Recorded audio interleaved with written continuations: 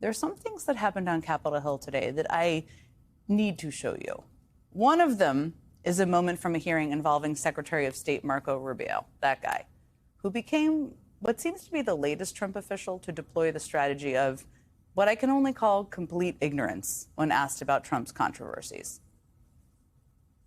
It's not your understanding that the plane ultimately will belong to the president or to the president's library after. Well, I'm not involved at that level of it. I've never heard that before. The president has offered access to him, to the 200 top purchasers of his meme coin. Do you have a list of those foreign individuals who will be meeting with the president? I don't.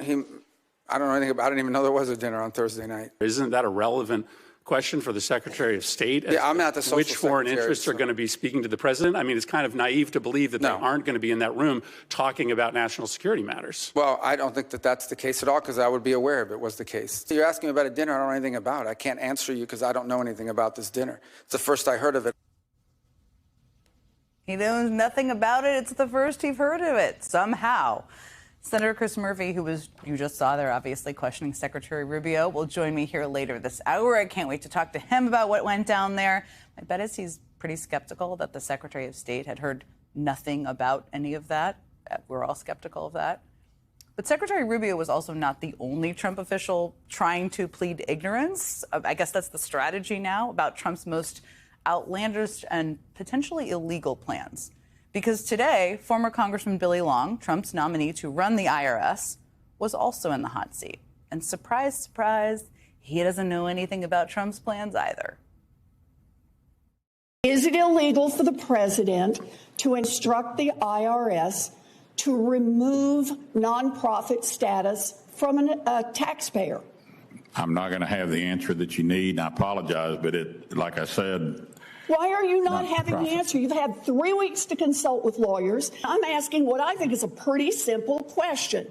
Can the President of the United States legally tell the IRS to change someone's nonprofit status? I'm not able to answer. You can't read these words and tell what those words say? Whew. I mean, leave it to a former professor to really make him seem as unprepared for class as humanly possible. I felt like maybe I'd failed a class there watching that. But Senator Warren is also going to join me tonight to discuss that hearing, a whole lot more, including the middle of the night vote that is apparently happening on the big, beautiful bill. But out of all Trump's cabinet members who displayed either willful or genuine ignorance, hard to know the difference today, there was a lot of competition. The most galling had to be Trump's Secretary of Homeland Security, Kristi Noem. Secretary Noem, what is habeas corpus? Well, habeas corpus is a constitutional right that the president has to be able to remove people from this country and suspend their right let me stop you, ma'am. Habeas corpus, excuse me, that's incorrect. I mean, given Noem's answer there, she's in the cabinet, everyone. That response from Secretary Hassan was pretty polite, I would say. I mean, habeas corpus is definitely not the right that the president has to be able to remove people from this country. In fact, it is actually kind of the opposite. It is the opposite, which Senator Hassan was quick to point out to her in the hearing. Habeas corpus is the legal principle that requires that the government provide a public reason for detaining and imprisoning people. If not for that protection, the government could simply arrest people, including American citizens, and hold them indefinitely for no reason. Habeas corpus is the foundational right that separates free societies like America from police states like North Korea. And if you thought that was the low point in Secretary Noem's hearing today, you would be incorrect, because things actually got worse for her after that. Do you know what section of the Constitution the suspension clause of habeas corpus is in? I do not.